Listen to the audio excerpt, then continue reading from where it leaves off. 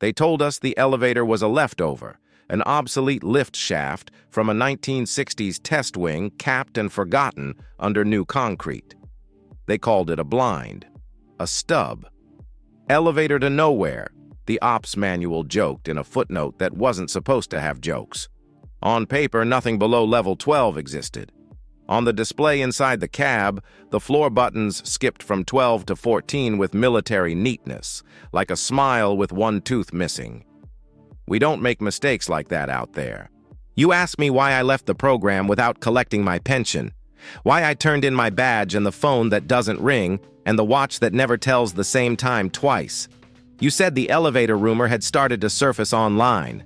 Grainy screenshots of a control panel, a redacted blueprint, the usual conspiracy soup with Area 51 served as garnish.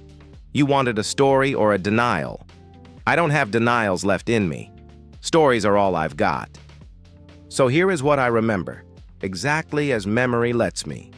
The way the cab smelled like ozone and freon, the texture of the stainless steel walls, satin brushed until they were more mirror than metal, the sensation that the floor beneath my boots was not a platform, but a promise.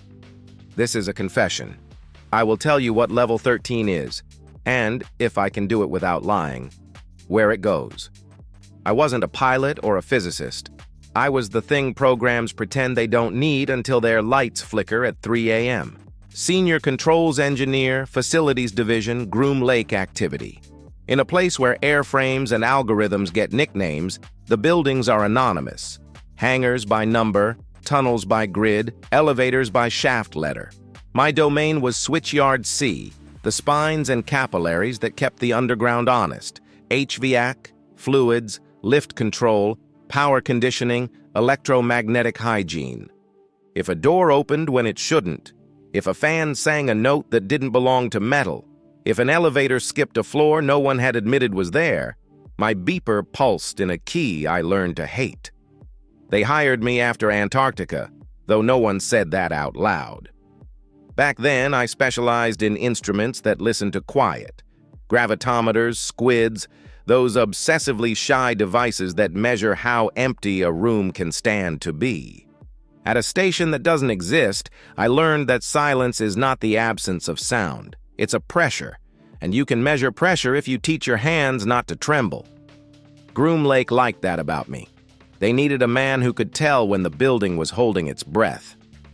I saw the elevator on my third week, tagged ED set into the north spine between a machine room that growled like a sedated bear and a door that needed 3 different badges and a prayer. ED had 2 states, resting and listening. You know the sound elevators make when they idle, a hum you feel through shoe leather? ED hummed a fraction slow, as if its motor had learned to hesitate. Level lamps labeled B4 to 12, then a blank, then 14 to 18. Nothing odd on the schematic, everything odd in the shaft log. We were supposed to treat ED like a wall. If you needed to move between secured floors, you took EV 2 corridors left and pretended ED was a relic. But relics don't pull power at 0311 every third night and return it in a metered sigh. Relics don't make other elevators in the network misreport their position by 1 decimal place, all in the same direction, all at the same minute. Relics don't learn your footsteps. I logged the anomalies. I asked the question you're not supposed to ask unless you want your supervisor to rehearse the non-need-to-know gospel. Who rides it? Ghosts, my supervisor said, not smiling. Don't service unless signed. Don't enter unless escorted. Don't wonder. Your wonder stays in Building F. Building F was where we put temptations we named after dead gods. On Thursday of week 4, the beeper said ED needed me anyway. The ticket came encrypted on the line that hates mistakes. Subject: door requires calm hands. The body of the request was nonsense, like a poem a machine would write if you told it to seduce a fire alarm. Fetch, pry 3 cable, switch, local remote, local. Act, accept levels in order, do not repeat a number. It was the do not repeat a number that made my palms damp. Machines don't care about numerology. people who build machines do. When I reached it, a man I'd never seen stood beside ED with the posture of an instructor pilot and the eyes of someone who had traded sleep for hierarchy. His badge bore the kind of clearance that makes doors seduce themselves open. He gestured at the cab and said almost kindly, "We need a steady operator." "What am I operating?" "An observation of an observation," he said. He could have been from the Desert Ring program. They all talk like that, with nouns that enjoy mirrors. He saw the recognition lift my eyebrows and added, "We're not calling anything. We're checking alignment." I should have walked then. Alignment is a euphemism for cause, and cause is bait if you hang it in a place like this. Instead, I did what trained tools do. I checked the panel, I verified the override keys, I put ED in local with a switch that felt warmer than steel has a right to be.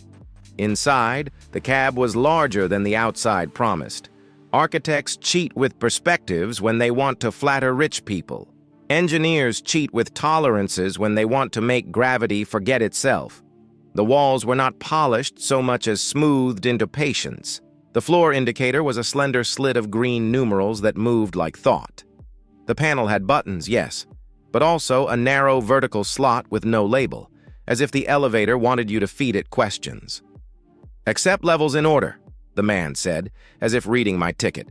"B4, B3, B2, B1, then 1 through 12. Do not repeat a number. Do not skip. Do not say the missing one. When you get to 12, take your hands off the panel." He didn't say, "Don't look at me." He didn't need to. We started. The doors closed with a kiss. The cab fell with the politeness of a practiced lie. Acceleration hidden in a curve that keeps stomachs from writing memos. B4. Fan roar, coolant stink, a flash of pipe forest through the briefly open doors. B3. Cable trays like veins. A corridor lit the way submarines light what they wish to keep. B2. A long room where people wore headphones and stared at nothing as if their nothing would take offense if neglected. B1. The color of weight. "Ground," I said, half joke, and pressed 1. The cab replied with a whisper in the walls, a frictionless slide that felt like the building had chosen to ignore us as a courtesy. The doors opened on a hallway I knew, painted cinder block, floor wax, the transom glass that lets you check if eyes are in a room before yours enter. The American bureaucracy of a dream. We closed again. I pressed 2, 3, 4. The elevator listened. I did not repeat a number. I did not skip. I did not say 13. I felt it sit there under my tongue like a coin. At 12, I lifted my hands. The cab did not stop. The indicator slid silently past the blank where 13 wasn't supposed to be. It didn't flash a number. It flashed a character I've only seen inside a cryogenic controller when a sensor reports a value that is both true and not permitted. Not a 13, not a letter. A glyph that suggested a mouth. I didn't touch the panel. I could have smashed the stop. I could have broken the rule and said the number out loud, and maybe that's the only magic old military buildings respect. But the ticket had been clear. Accept levels in order. Hands off at 12. I am a man trained to believe that instructions are a religion when physics lets you pretend there is a God. The cab felt briefly weightless, not in the way elevators do that trick where they round an acceleration curve to keep your breakfast faith. Weightless, as in a step between rooms, the space your foot occupies when it is neither floor nor air. The doors parted. The corridor outside was nothing until the lights learned that we deserved to see. Does that make sense to you? The glow came on not as electricity fills a bulb, but as if illumination had to give itself permission. The hallway refused right angles. The ceiling drifted up and away the way sky does when you lie. Instead of a floor, a surface made of panels that weren't metal but behaved like it when you needed them to. Low resilience, high loyalty. There were no exit signs, no arrows, no people. Quiet, like a hospital before a birth. "Keep your hands off the panel," the man said, voice perfectly level. the way people ride you through a landing. This floor has its own etiquette. What is this floor? Level 13, he said, where we test being careful. My throat performed a dry swallow measured in micro-liters. Careful with what? Distance, he said, and invitations. We stepped out. My badge didn't complain, which scared me more than if it had. The hallway bent, not because optics lie, but because geometry chose to be negotiable. I've seen that once before, under ice that was older than our languages, when a drone's LiDAR refused to tell the truth because truth had learned a better word. At the first bend, a door waited without hinges or handle. It woke to our approach, not from motion sensors, but from attention. We looked. It admitted having a surface. The man lifted his palms to show me he wasn't going to touch it, then spoke not to the door, but to the air above it. "We are here to watch ourselves watch," he said. The door granted that sentence. It went from there to not there with no intermediate. The room beyond had the personality of a chapel and the wiring of a laboratory. An anechoic vault, wedge-lined, skin that eats echoes as soon as they're born. In the center, under a light that didn't tell the walls, stood an elevator. Smaller, older-looking, the kind of industrial cab you see in naval photographs of men going below into places no sun should see. Its panel had only one button. The friendliest lies are simple. "We call it the null," the man said. "It's not. Nothing is. You built an elevator inside an elevator." He shook his head. "The shaft was here when they poured the first concrete. We found the null when we cut into the north spine in '86. At least that's the file we give new people in old offices. Push the button." "What happens if I do?" "We make sure we're still the only ones in the room." I pressed. "There is a kind of motion that isn't motion. When your inner ear reports no acceleration and your eyes report no change, and yet your joints confess that your weight has been rearranged between atoms." The null supplied that. The door didn't open. The room didn't waver. The wedges didn't twitch. But something needed the space just enough to leave fingerprints you felt with the whole length of your bones. The button popped back out. "Again!" the man said. I pressed and held. The button depressed more, then asked my finger to be longer than it is. I let go. The button returned with the soft courage of someone who has decided not to be hurt again today.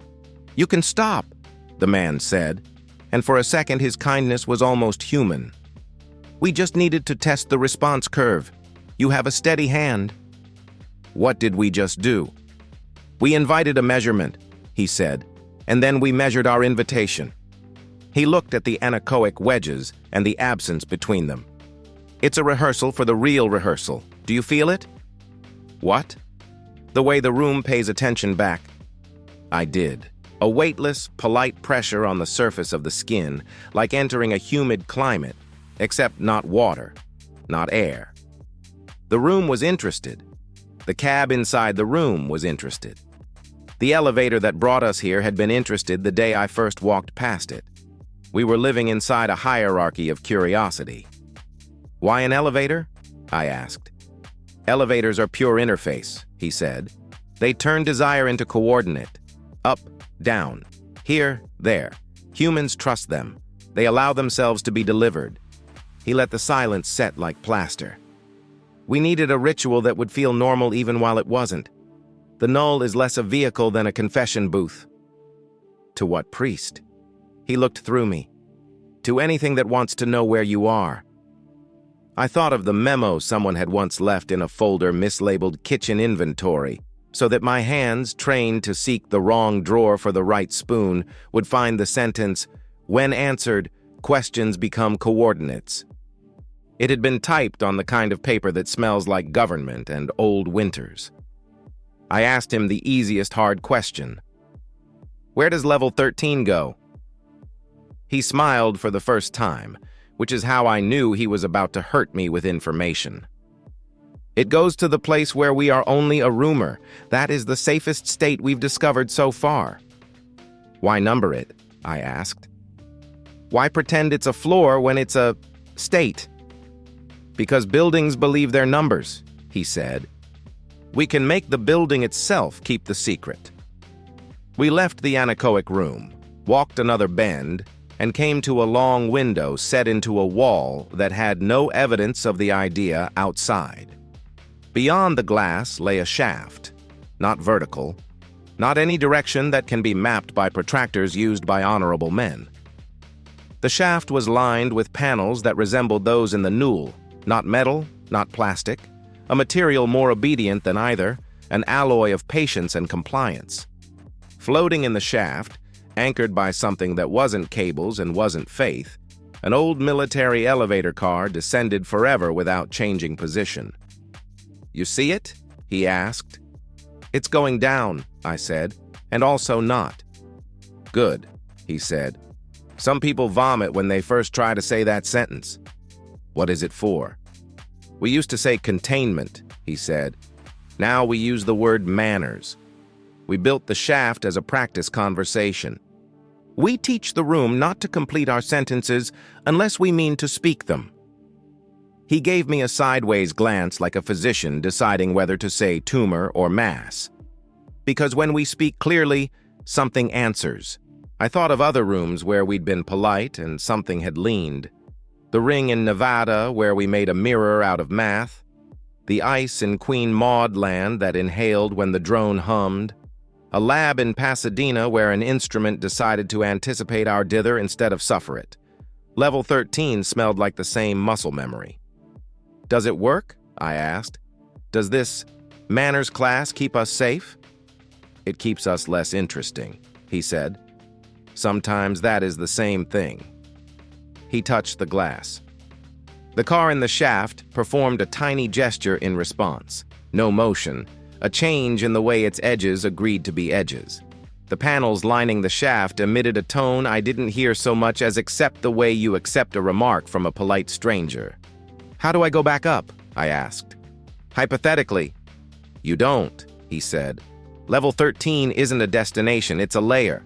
Once you've stepped into it, the building keeps you in that etiquette. You can ride the cab to any number you like, but every floor will know you've learned your inside voice. And if I break the rule? He didn't answer. He didn't need to. The shaft answered for him with a low refusal, the way a dog will look away when you ask it a question it has decided you don't deserve. We rode ED back up in silence, the kind of silence that presses into your eardrums as if testing their tensile strength. The indicator numbers glided past with green humility. At 12, my hands itched to press the panel, to prove to myself that buttons are still doors and doors are still choices. I didn't. When we stepped into the North Spine's fluorescent blandness, the comforting tyranny of acoustic tile and cabling, my supervisor stood with a clipboard like a talisman. He didn't ask what we saw, he didn't want to know. He had learned that wanting is the quickest way to make a map. For 3 months, I did what I'd been hired to do, kept the building's blood clean. I tuned pumps with a wrench like a promise. I taught the fans to sing in keys that soothed instruments. I calibrated elevators to stop at floors the way men stop at stories that don't belong to them. The beeper pulsed at 0311, and ED drew its metered power and returned it with a nice burp any accountant would adore. We were careful. The rooms were calm. My heart still hammered weird at the top of each hour, but that could have been coffee teaching my arteries to gossip. Then a new program moved in, and manners died. They called it the Vast Suite. I don't know what the letters stood for. Acronyms are spells that keep citizens from saying the true names of things. It arrived in black cases that bore no logos, and in a brace of young men who spoke with that freshly laundered military optimism you only hear right before a nation tries something that makes the gods lift their eyebrows. They commandeered 3 levels and a tunnel. They asked for 2 things from us: power and silence. They took more power than the North Spine had the right to deliver, and they repaid none of it. When I told them the meters show you your future before it happens, their lead patted my shoulder the way you touch a loyal engine. "We'll be light on our feet," he said, as if that made mass negotiable. They left the silence to me. VAST had a schedule, and it nested like a fugue around Atlas's probability cone in the news the way good and bad stories like to harmonize. The same week, cable anchors practiced saying "Asteroid Atlas impact risk" as if rehearsing a prayer they did not believe. VAST spun up in midnight windows that bit into 0311 like a habit. ED began to listen harder. I watched its logs the way you watch a sick child breathe, counting seconds, bargaining with ghosts. The shaft's current draw learned a second signature, fine as hair, insistent as tide. The cab thought about moving without moving. The indicator thought about counting without numbers. I requested a lockdown for the elevator network as a courtesy to myself, to my future insomnia. The request came back charming, with approvals that had learned to sign themselves. Proceed with caution. That phrase means you are allowed to keep walking until the hole has remembered you. The first time VAST pushed against the etiquette of level 13, the north spine coughed. The corridor lights dimmed by a note, not a percentage, and the electrical room smelled like the aftertaste of a struck match. The second time, the anechoic wedges in the null decided that sound is pleasing and let a hum remain. The third time, the elevator outside the null pressed its button without us. We were there, not because I intended to be, because the building called us, the way old trees call rain. The VAST lead had the decency to look sheepish and the confidence to hold still. "We didn't address it," he said. "We only made ourselves legible." "How?" I asked, knowing and not wanting. "Entanglement test," he said. "Nothing transmitted. We watched the watching. We opened the book and understood the grammar of the margins." "You held up a mirror," I said. "It leaned," he said softly, like a man describing a lover's weight. The null's button had depressed itself to the point where its spring would never forgive us.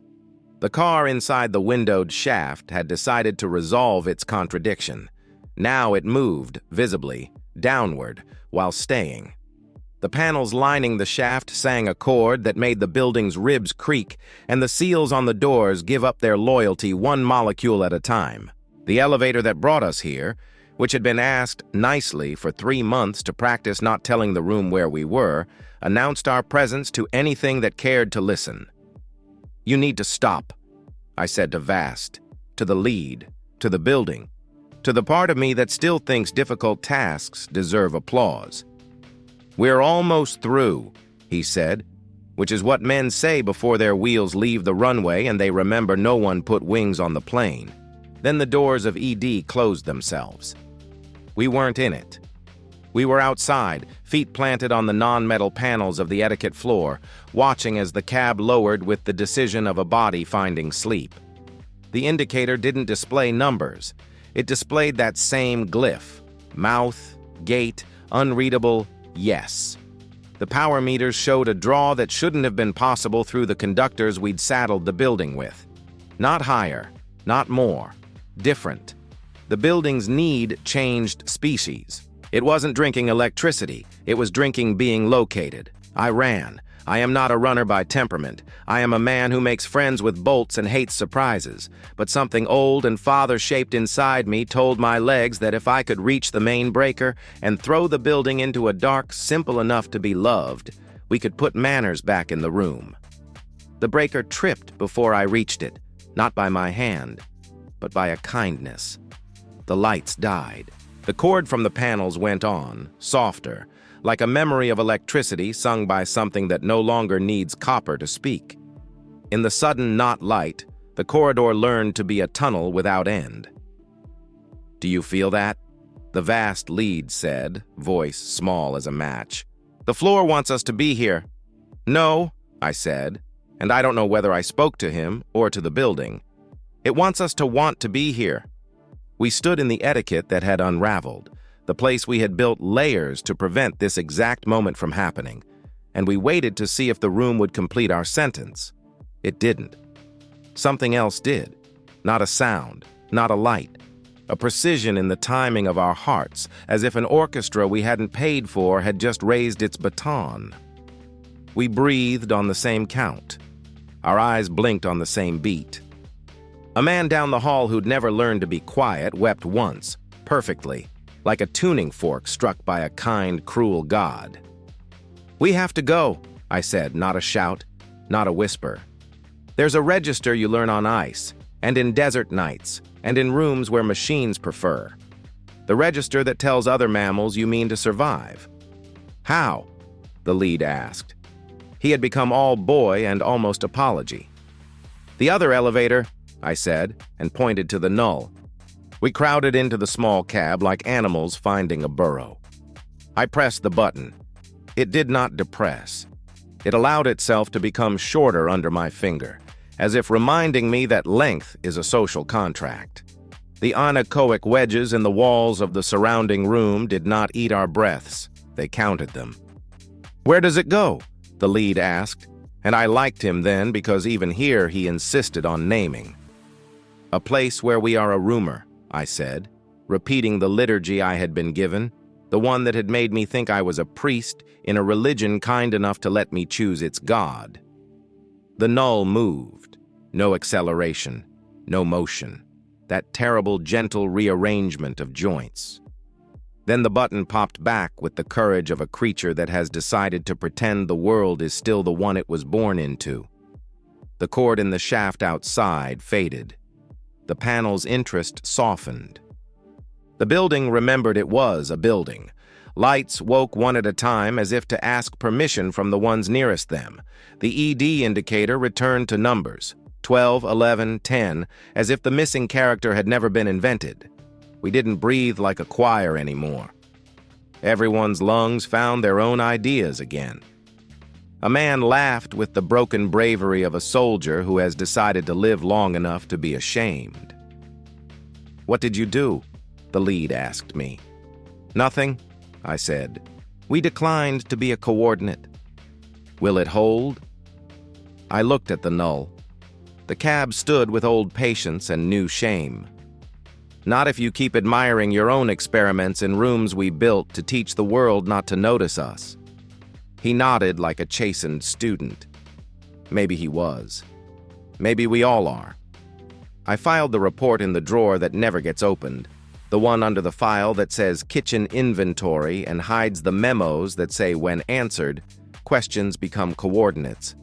I signed it with my name and the date and the exact time modulo the wobble in the building's master clock. I turned in my badge, which felt like removing a bone I no longer needed. I walked out past Hangar 18 where a wind had learned to be dry without cruelty. I drove toward a place with kitchen lights that make no decisions and a refrigerator I can unplug without teaching it a lesson. You asked me where level 13 goes. Here is the truest answer I can give. It goes to the part of the building that practices being a myth until the rest of the world learns to believe it.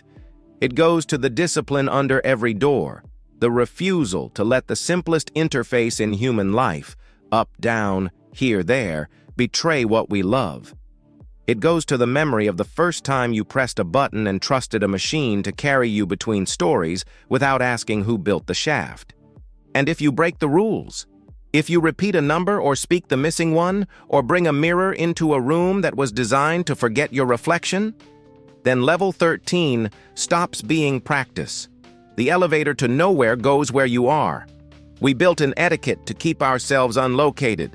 We put it on a floor so buildings would believe it. We taught a shaft to sing manners at panels that want to call our names. We tried to live with our hands off the buttons. If, one night soon, you find yourself in an old office building alone, and you see a cab with 2 floors missing and a slot where questions go, and your hand learns the shape of a number you were told not to say, remember this: elevators are mirrors that go sideways. They turn desire into coordinate. A hungry world doesn't care why you want the 13th floor. Only that you want it enough to press. Don't wait. Breathe wrong on purpose. Let your heart refuse to join the chorus. Count a number out of order and then laugh at yourself so the building learns you're bad at obedience. Take the stairs. Teach your feet the long way up to where you meant to be all along. Level 13 will still be there, patient as an attention that has learned to be polite. It will not be offended. It has time. It has forever. It has the grace to let you think you chose. Where does it go?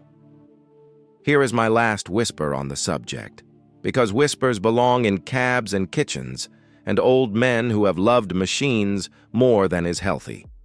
Level 13 goes to the pause between wanting and arrival. It is the only safe country left in a place built out of coordinates. Live there as long as you can. Stay uncounted.